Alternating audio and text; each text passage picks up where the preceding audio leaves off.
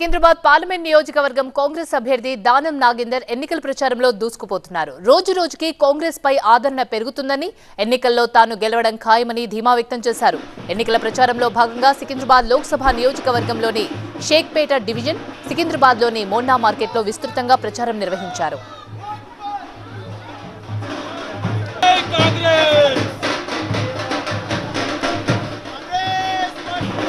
షేక్పేట డివిజన్లోని గంగపుత్రుల సంఘం సభ్యులతో సమావేశమైన దానం నాగేందర్ రాబోయే రోజుల్లో గంగపుత్రుల సమస్యలను పరిష్కరిస్తానని హామీ ఇచ్చారు. అదేవిధంగా సికింద్రాబాద్లోని మోండా మార్కెట్లో ప్రతి ఇంటికి వెళ్లి ఓటర్లను తనకు ఓటు వేయాలని అభ్యర్థించారు.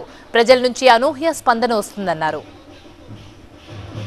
రాహుల్ గాంధీ గారు, రేవంత్ రెడ్డి గారు ఆలోచించి హైదరాబాద్ ప్రజలతో ఎప్పటికీ సత్సంబంధం ఉన్నటువంటి వ్యక్తిగా, ఇప్పుడే పెద్దలు చెప్పినట్టుగా ఆ బాండింగ్ నాకు ఉన్నది, ఆ ప్రజలతో నాకు ఆ సంబంధాలు ఉన్నాయి కాబట్టి నన్ను ఎమ్మెల్యే ఉన్నా కూడా నన్ను ఎంపీగా పోటీ చేయమని చెప్పారు.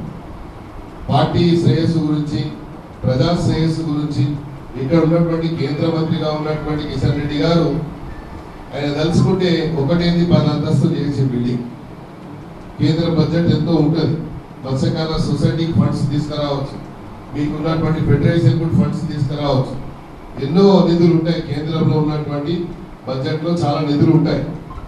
అదంతా కూడా నార్త్ ఇండియాకి ఎక్కువ ప్రిఫరెన్స్ ఉంది, కలకత్తాకి ఎక్కువ ప్రిఫరెన్స్ ఉంది, లేదా మీకుంటే మహారాష్ట్రకు ఉంది. కానీ తెలంగాణకు, మన రాష్ట్రానికి, ఆంధ్రప్రదేశ్లో తెలంగాణలో ఈరోజు ఎక్కువ సంఖ్యలో చేపలు కానీ రొయ్యలు ఇవన్నీ పోతాయంటే బెంగాల్ పేరుకు మాత్రమే చేపలు తింటారు, పొయ్యటి మాత్రం మనకు తెలియదు.